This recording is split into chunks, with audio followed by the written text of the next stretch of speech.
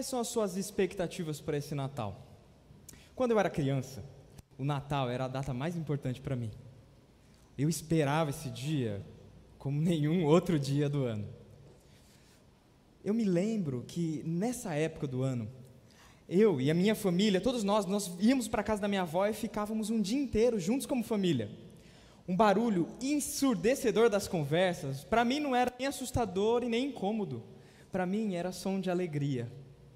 Eu me lembro que a nossa mesa era farta, tinha comidas que a gente só comia no Natal. Tem um tipo de carne, que eu não sei o nome até o dia de hoje, eu chamo essa carne de Natal. Eu me lembro também do bolo delicioso de chocolate branco que minha tia fazia. Que delícia, só de lembrar, minha boca já começa a salivar. Mas sabe qual era o momento que eu mais esperava?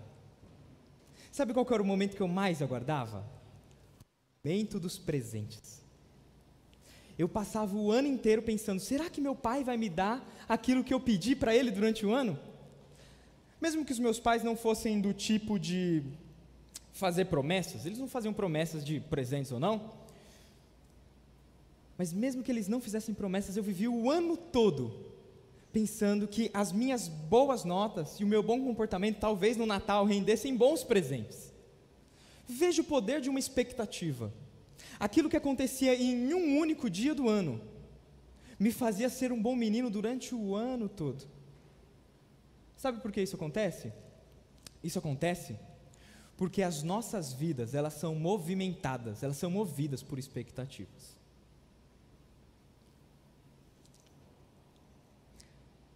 Só que com o passar do tempo, assim como fui deixando a infância para trás, o meu pensamento sobre o Natal mudou.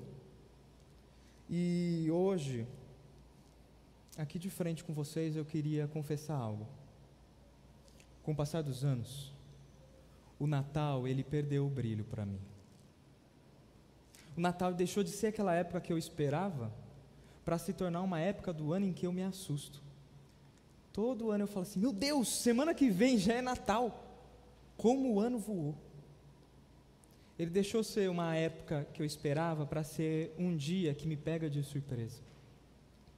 Isso acontece com você? Isso acontece com você? Você tem sido pego pelo Natal? Pego de surpresa? Por que será que essas mudanças acontecem no nosso coração? Um dia tão festivo se torna um dia qualquer. Por que o que aconteceu com aquela criança? O que aconteceu com a gente quando éramos crianças? Eu acho que eu posso ajudar você hoje. Eu acho que eu posso ajudar você hoje. Assim como eu, quando criança, eu adorava o Natal por causa dos presentes, hoje eu quero te dar um presente também. Eu quero que você saia daqui com um presente. Eu tenho certeza que você vai adorar daquilo que eu vou te dar. Você vai adorar. E eu tenho certeza de que o meu presente vai fazer com que você olhe o Natal com outros olhos. Vai fazer com que você veja o Natal com aquela expectativa, com aquela ansiedade. Será que o Natal já está chegando? Será que está chegando? Eu hoje, o que será que eu vou te dar? Será que eu vou te dar um saco de bala, algum folheto, alguma coisa para você lembrar? Não. Hoje, eu quero te dar um presente. Hoje eu quero te dar uma expectativa. Eu quero que você saia daqui com uma expectativa. Como será que eu vou te fazer? Como é que será que eu vou dar isso aí para você? Será que vai vir embrulhado? Não. Eu vou fazer questão de desembrulhar ela para você numa história. E hoje eu quero contar para você a história da expectativa. Não sei se você a conhece, mas eu hoje gostaria de te presentear com uma expectativa, contando a história da expectativa. Tudo começou no princípio. E como começou no princípio, não tem como eu chamar um personagem que não fosse Adão. Adão foi o primeiro homem criado por Deus. Ele foi criado por Deus perfeito. Deus, quando fez Adão, o fez de acordo com a sua imagem, conforme a sua semelhança. Isso significa que Adão, o primeiro homem, ele foi feito para ser um representante de Deus. Todo mundo na criação ia olhar para Adão e ia ver a glória de Deus, ia ver a majestade de Deus. E esse Adão tinha uma função específica. Ele era um governador. Deus colocou ele para governar a criação. O Senhor colocou o homem no jardim do Éden, para cultivar dele e cuidá-lo. O Senhor ordenou ao homem: coma livremente de qualquer árvore do jardim, mas não coma da árvore do conhecimento do bem e do mal, porque no dia que dela comer, você certamente morrerá. Com apenas uma regra, com apenas uma lei, Adão e Eva, sua esposa, eles conseguiriam viver tranquilamente, eles viveriam bem no Éden. O homem perfeito, casado com a mulher perfeita, no jardim perfeito, com um relacionamento perfeito com o Criador. O que será que alguém poderia almejar? Talvez você tenha dificuldade de obedecer ao Senhor porque fala assim: nossa, o Senhor tem muita lei. Eu não obedeço porque eu nem conheço metade delas. Mas é interessante que a obediência não está atrelada à quantidade de leis. Adão e Eva tinham apenas uma. Coma livremente de qualquer árvore do jardim, mas não coma de uma, a árvore do conhecimento do bem e do mal, porque no dia em que vocês comerem, certamente vocês vão morrer. Eu não sei quanto tempo demorou depois que eles ouviram isso, mas num dia em que o Senhor se encontraria com Adão, num dia que o Senhor ia no jardim para conversar com seu representante, Eva, a esposa de Adão, teve uma conversa que mudaria o rumo de toda a história. Naquele dia, Eva deu ouvidos à serpente, que a enganava, seduzindo-a a desobedecer o Senhor. Adão, o líder da primeira família da terra, foi omisso, e ouvindo a sua mulher, vendo a sua mulher dando ouvidos para a serpente, porque ele estava com ela, ele deixou a sua mulher ser iludida, e de maneira rebelde, ele decidiu afrontar o Criador, fazendo a única coisa que ele não poderia fazer. No dia do encontro, Adão e Eva comeram da árvore do conhecimento do bem e do mal. Naquele momento, a história mudou. Adão foi seduzido pela promessa de enxergar melhor, de ser alguém melhor. O que há maior do que a perfeição? E é verdade, os olhos deles foram abertos e eles começaram a ver coisas que nunca viam. Assim que desobedeceram ao Senhor, eles começaram a ver a vergonha. Mas como eu disse, era o dia do encontro. Paf, paf, paf. Peraí, que som é esse? De onde vem esse barulho? Paf, paf, paf. Talvez eu e você não conheçamos que barulho é esse, mas Adão sabia qual era. Eram os passos do Criador procurando o seu representante. Naquele momento, Adão não só percebeu o que era vergonha, mas agora o coração dele está diferente. O coração dele está acelerado e ele está sentindo algo que nunca sentiu. Ele sente medo. O Senhor chamou ao homem, perguntando: onde está você? Ele respondeu: ouvi os teus passos no jardim e fiquei com medo, porque eu estava nu, por isso me escondi. E Deus perguntou: quem te disse que estava nu? Você comeu da árvore que eu lhe proibi comer? Assim que o pecado foi descoberto, Adão poderia muito bem pedir perdão: Senhor, comi. Mas não. Naquele dia nasceu um negócio que acontece aqui nessa igreja, direto. O empurra da culpa. A culpa é minha e colocarei em quem eu quiser. Não é assim? Se a culpa é minha, eu coloco em quem eu quiser. E naquele momento a culpa foi sendo jogada de um para outro e ninguém escapou, nem Deus. Adão, quando acuado, disse: a culpa é da mulher e que o Senhor me deu. Nem Deus escapou de ser responsabilizado por aquele ato vil. Mas o Senhor é um justo juiz. Ele tinha dito: não coma da árvore do conhecimento do bem e do mal, porque no dia em que dela comer, certamente você morrerá. Dito e feito.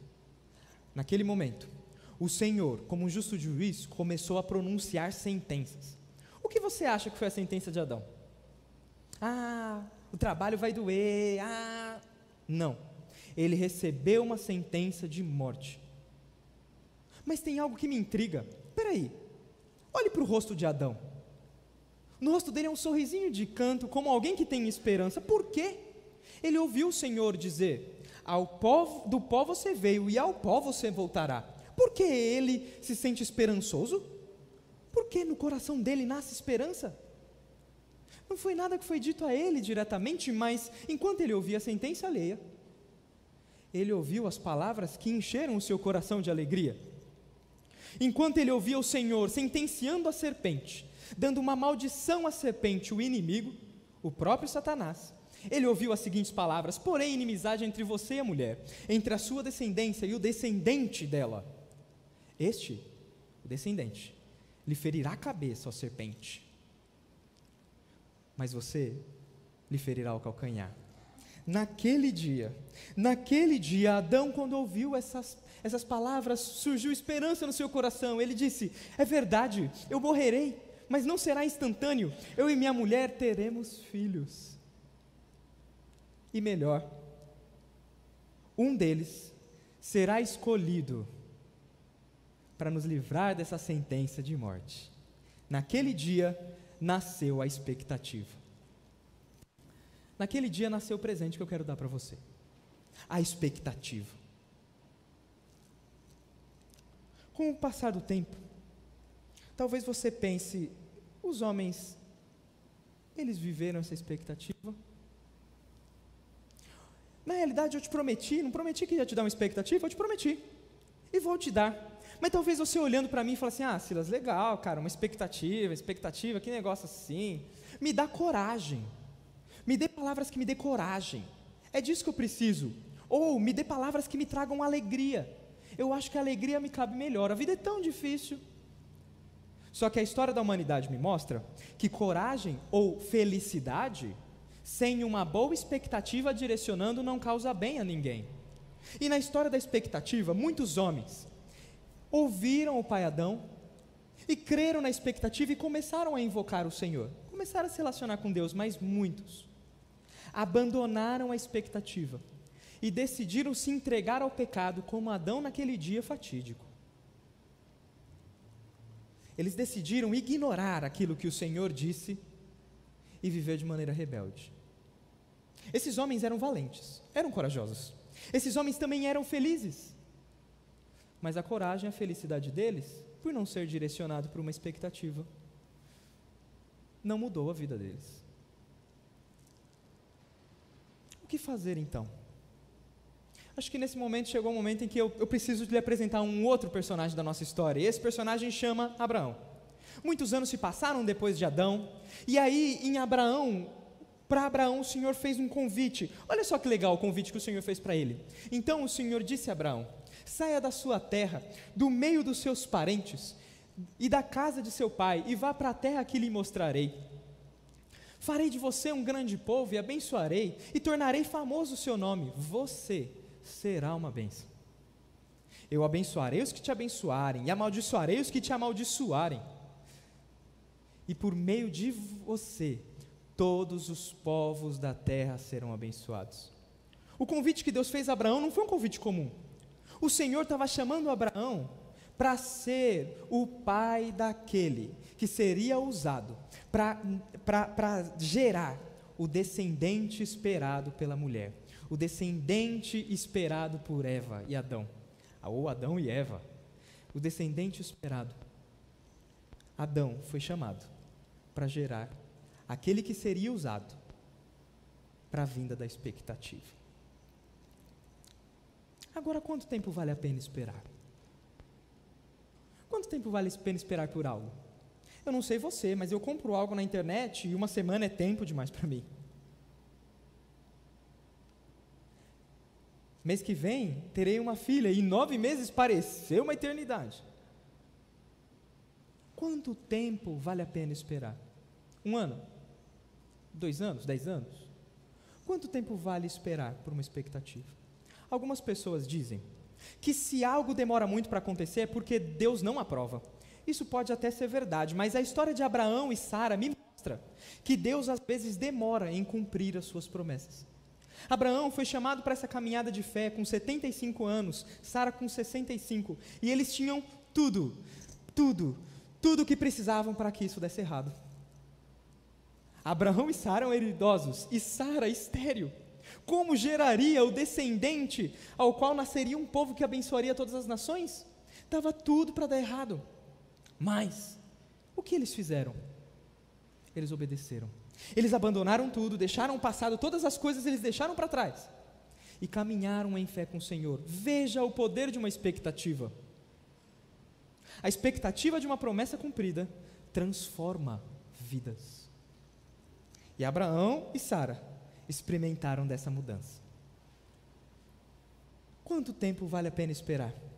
No caso de Abraão e Sara, 25 anos. Quando Abraão tinha 100 anos e Sara tinha 99, o Senhor visitou Sara, curou a sua esterilidade e ela deu à luz a um filho, ao qual chamou de Isaque, que significa ele ri. Aquela criança não era uma criança comum que daria alegria para um pai ou para uma mãe como qualquer outra criança nascida em outros lares. Aquela criança tinha uma promessa. Aquela criança seria patriarca daquele que era a expectativa. Por meio daquela criança, o Senhor cumpriria uma promessa que fez lá para Adão. Aquela não era uma criança comum. Que legal! Nós aprendemos agora sobre a expectativa, mas tem coisas em jogo.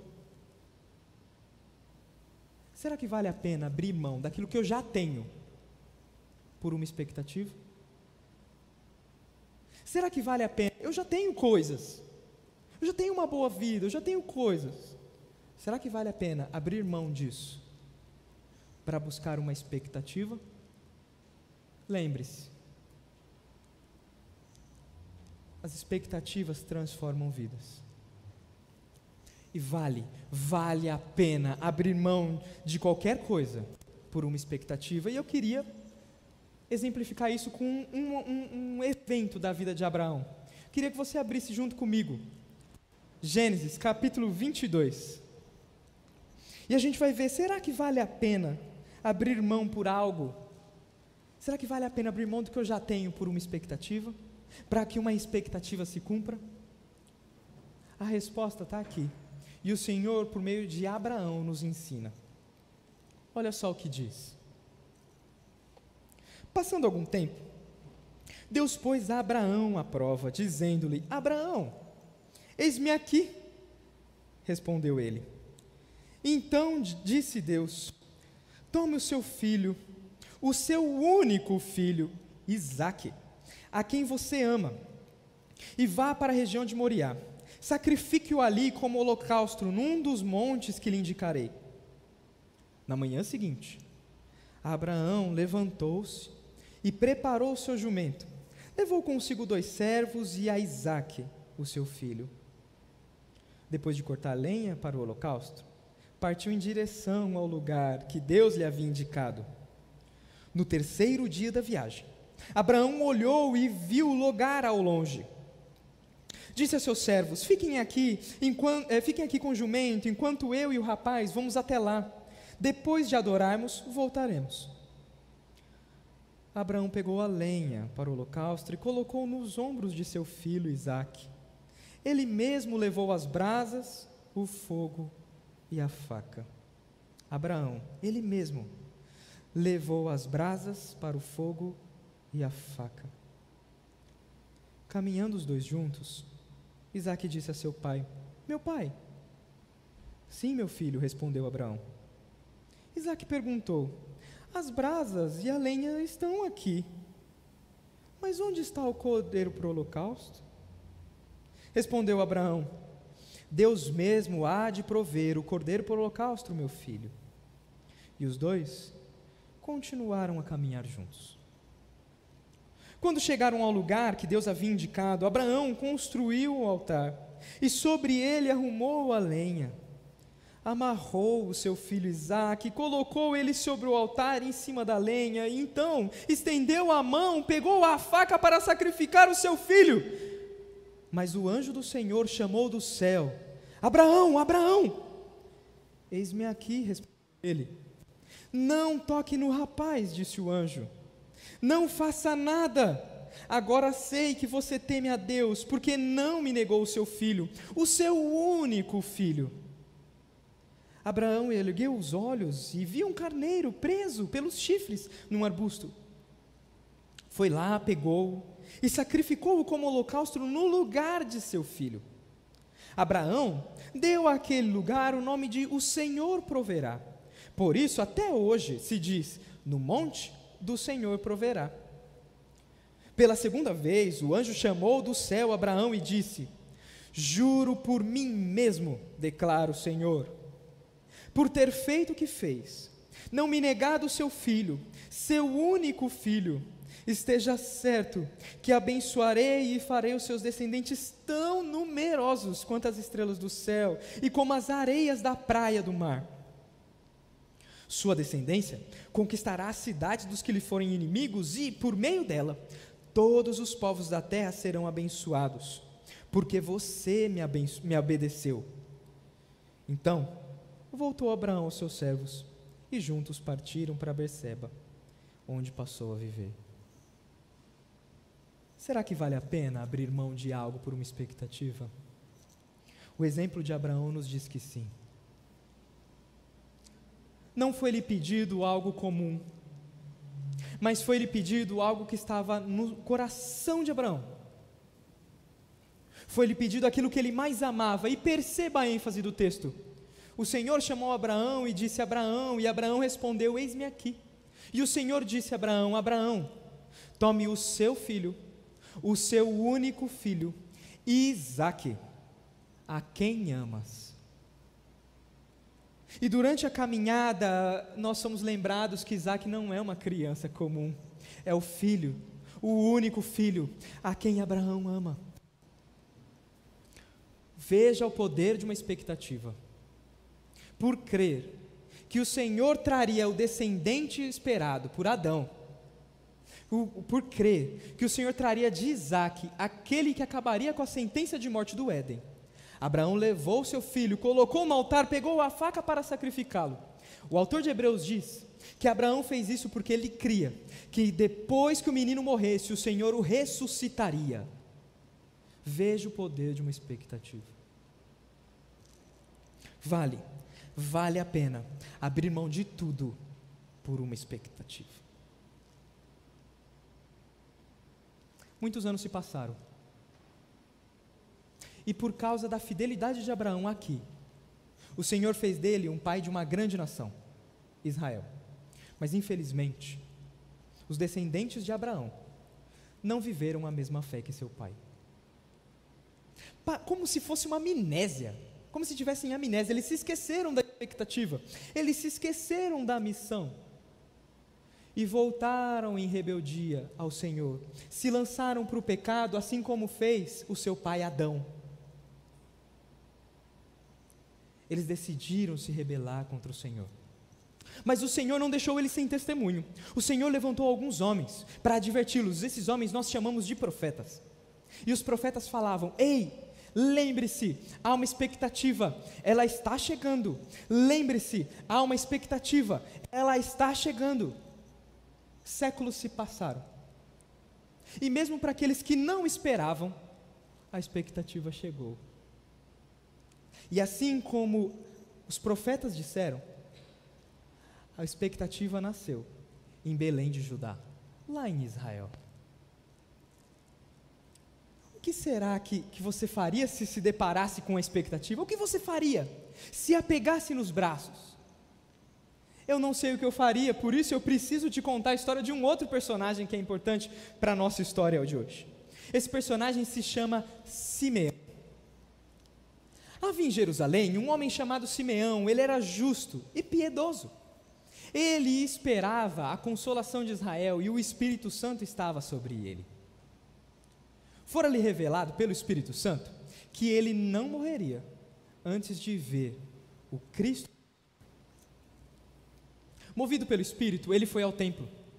Quando os pais trouxeram o menino Jesus para lhe fazer conforme requeria o costume da lei, Simeão tomou-o nos braços e louvou a Deus, dizendo: ó soberano, como prometeste, agora pode despedir o teu servo, pois os meus olhos já viram a tua salvação, que preparaste à vista de todos os povos. Ela é luz de revelação aos gentios e glória para Israel, o seu povo. Simeão, ele estava pegando, ele sabia que ele estava pegando, não era uma criança comum. E depois de dizer essas palavras, O pai e a mãe do menino estavam admirados com o que fora dito a respeito dele.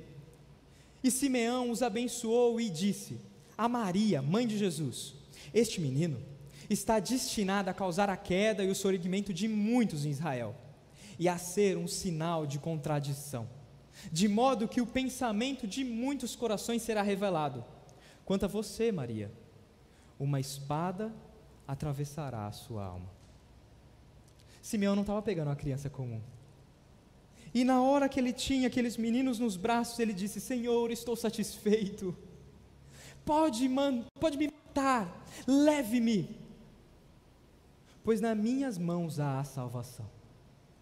Ele sabia, não era uma criança comum. Ele estava segurando aquele que foi prometido a Adão, era o descendente da mulher que esmagaria a cabeça da serpente e acabaria com a sentença de morte. Ele estava segurando aquele ao qual Deus prometeu para Abraão: de ti serão benditas todas as famílias da terra, e as famílias da terra serão abençoadas por aquela criança. Ele estava carregando o Salvador, ele sabia. Mas tem algo na fala dele que me intriga. Não sei se te intriga também. O nascimento de um filho é um momento feliz, não é? Não é um momento feliz? Um momento que explodimos de emoção, principalmente o primeiro filho, não é assim? O que será que Simeão quis dizer quando disse essas palavras para Maria? Qual era o significado daquelas palavras? Uma espada atravessará a sua alma. Bom, a resposta é o seguinte: Simeão era um homem que tinha intimidade com Deus. O Espírito Santo estava sobre ele. Quando ele pegou aquela criança, ele não só viu uma criança comum, mas ele viu um rei. Só que como alguém usado por Deus, ele falou aquilo que os profetas já haviam dito há muitos anos atrás. Aquela criança, o Senhor Jesus, seria rei, mas a posse de seu reinado seria diferente. A sua coroa não seria uma coroa dourada cravejada de diamantes, e o seu trono não seria um lugar pomposo. O seu domínio seria uma cruz, e a sua coroa seria uma coroa de espinhos. Simeão estava falando para Maria: o rei será coroado com morte. É assim que Deus se tornaria rei. Ao passar dos anos, num dia de Páscoa, homens de memória curta, não deram ouvidos aos profetas, não ouviram o rei falando, mas decidiram matar o descendente da mulher. Eles decidiram matar o Salvador. Que dia terrível. Espera aí, parece uma cena conhecida, parece um filme que já vimos. Naquele dia terrível, o pai encaminhava o filho na subida do monte, rumo ao sacrifício do filho. O filho carregava a lenha para o sacrifício, e os dois subiam juntos, rumo à morte do filho. Que dia terrível, que dia horrível. O sol decidiu sair mais cedo do seu turno de trabalho, e ao meio-dia ele se escondeu da face do Senhor, que naquele momento derramava a ira de todos os pecados, desde Adão até o último homem que haverá na história. E toda essa ira era despejada naquele que mal nenhum cometeu, era despejada naquele que mal nenhum merecia. Que dia terrível. E eu e você ficamos esperando aquilo que aconteceu com Isaac. Pregaram o nosso Senhor, o Salvador, o céu se fechou e ficamos esperando uma voz do céu dizer: para, não sacrifique o menino.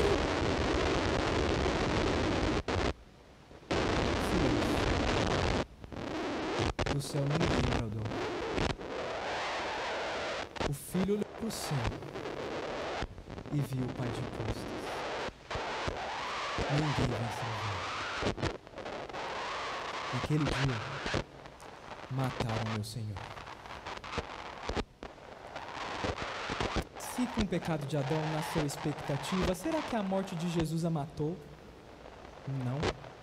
Assim como o Senhor Jesus em seu ministério o advertiu, e que morreria, mas ao terceiro dia ele ressuscitaria, isso aconteceu. Esperança nasceu de novo, ele ressuscitou. Ao terceiro dia ele ressuscitou. Mas ele não só ressuscitou, ele subiu aos céus triunfante, como o rei vai em direção ao seu castelo, para viver junto e para sentar ao trono do lado do Pai. Mas antes de subir, ele disse algumas palavras. Do mesmo jeito que vou, um dia voltarei, para buscar aqueles que me esperaram. A morte de Jesus não matou a expectativa. A morte de Jesus mostrou que a expectativa é real. Não duvide, tem um túmulo vazio lá até os dias de hoje. Não sabemos se aquele túmulo é o dele, mas tem um túmulo vazio até os dias de hoje que mostra que a expectativa é real, que o Senhor volta. Por causa dessa expectativa, muitas pessoas têm a vida transformada, porque a vida é transformada pela expectativa.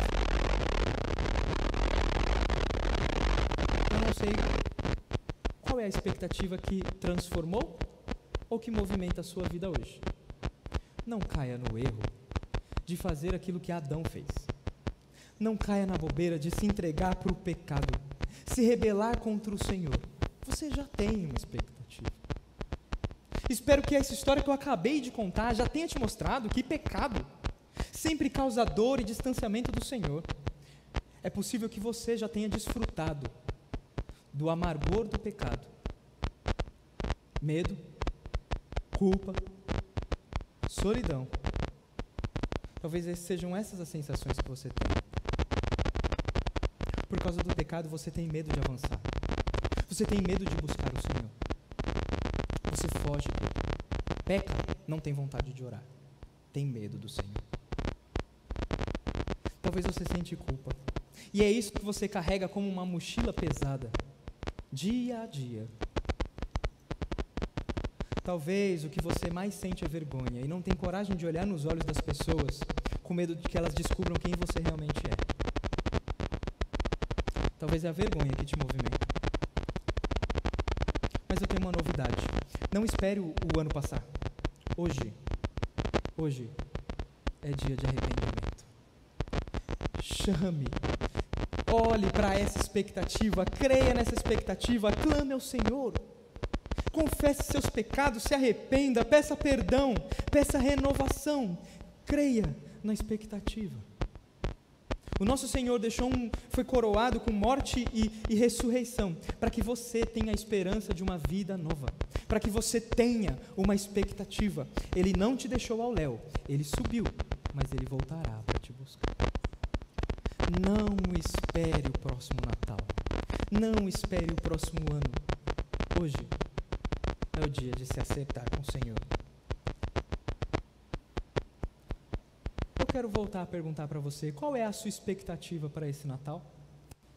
Quando eu era criança, o Natal era uma época muito importante para mim e como eu esperava os presentes.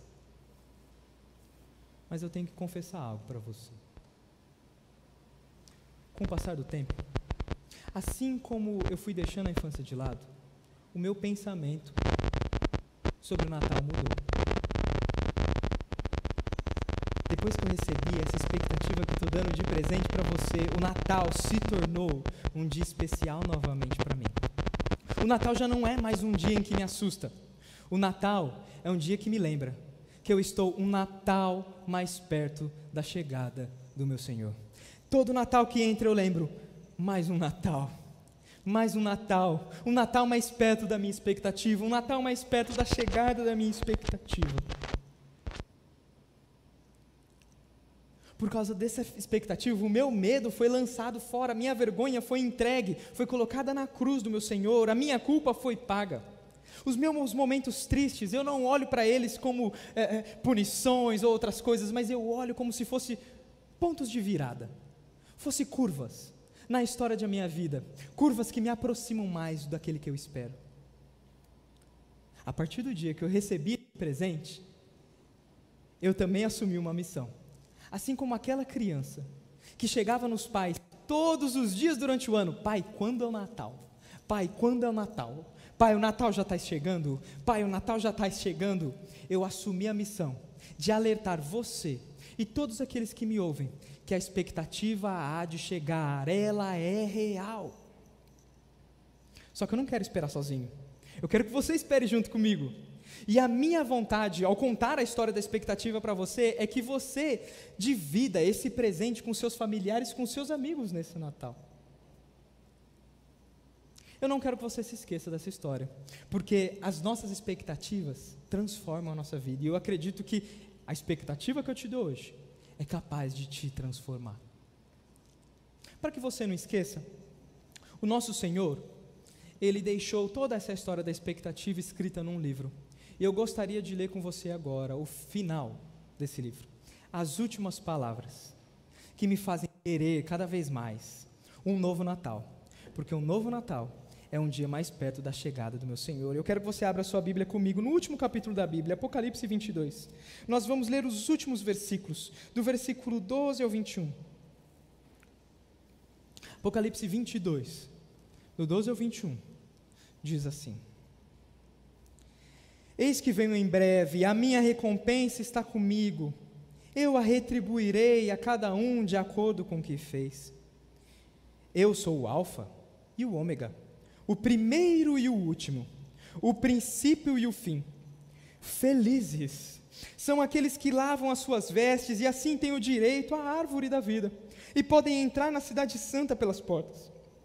Fora ficam os cães, os que praticam a feitiçaria, os que cometem imoralidades sexuais, os assassinos, os idólatras e todos os que amam e praticam a mentira. Eu, Jesus, enviei o meu anjo para dar a vocês este testemunho concernente às igrejas. Eu sou a raiz, eu sou o descendente de Davi, a resplandecente estrela da manhã. O Espírito e a noiva dizem: vem! E todo aquele que ouvir diga: vem! Quem tiver sede, venha. Quem quiser, beba de graça a água da vida.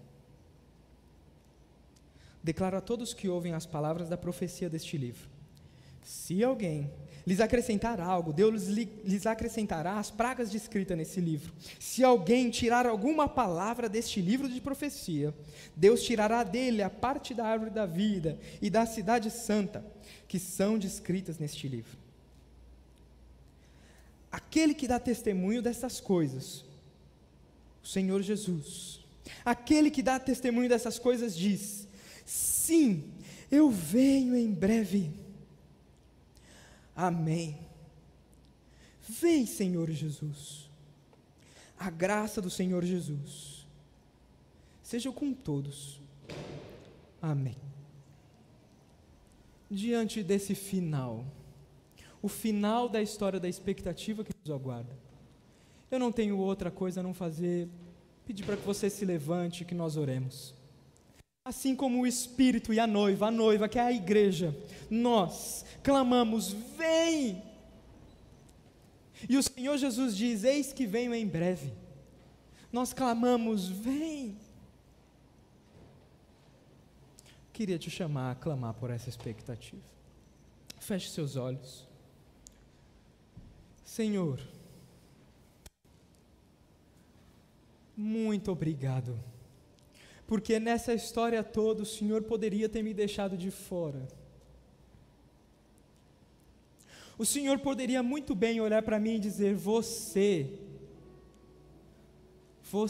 não tem parte comigo. Que seu destino seja a morte, e morte eterna. Porque assim como Adão, você me abandona. Mas Senhor, muito obrigado, porque nessa história que é tão maravilhosa, que tem uma coerência, e eu sei que ela foi planejada não no momento da queda, mas o Senhor planejou. O Senhor na eternidade passada decidiu que a expectativa viria, morreria em meu lugar ressuscitaria, subiria, mas um dia voltaria para me buscar. Senhor, muito obrigado. E diante, Senhor, dessa expectativa, eu te clamo, vem. Eu não quero outro Natal, eu não quero outro ano, eu quero me encontrar com o Senhor. Vem. Não me importa se eu não conquistei o que eu queria, não me importa se eu não comprei os presentes, não me importa, Senhor, o meu passado, muito menos o meu futuro aqui. O nosso coração agora clama, vem, vem. Assim como está escrito em 2 Pedro capítulo 3, a tua igreja agora ora, e esperando e apressando a vinda do Senhor, nós clamamos, vem. Ao mesmo tempo que clamamos, vem, nós sabemos que o Senhor não voltou por misericórdia a nós. Nós que cremos, o Senhor tem misericórdia em nós e quer que nós nos acertemos com o Senhor. Senhor, hoje é o dia do conserto, hoje é o dia, Senhor, não deixe passar. Pai, eu sei que tem gente aqui que veio carregado de culpa, que tem coisas escondidas, eu sei que tem gente que tem feridas que doem, que eles clamam pela morte sem expectativa nenhuma. Eu sei que alguns já cogitaram tirar a própria vida, mas Senhor, hoje, pela palavra, o Senhor os presenteou com uma expectativa, e que ao invés de almejar o suicídio, eles gritem, vem. Senhor, muito obrigado, e eu não tenho outra coisa a dizer a não ser, Maranata, ora vem, Senhor Jesus, amém.